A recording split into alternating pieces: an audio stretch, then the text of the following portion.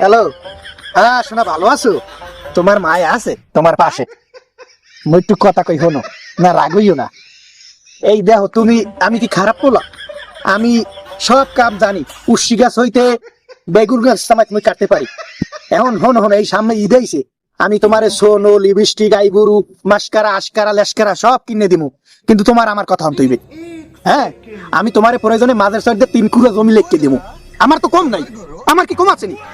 হ্যাঁ, তুমি আমার একটু কথাটা শোনো, তোমার ফিরনে আমি জৈবন তামাই দিয়ে দিতে তারিখ করবান।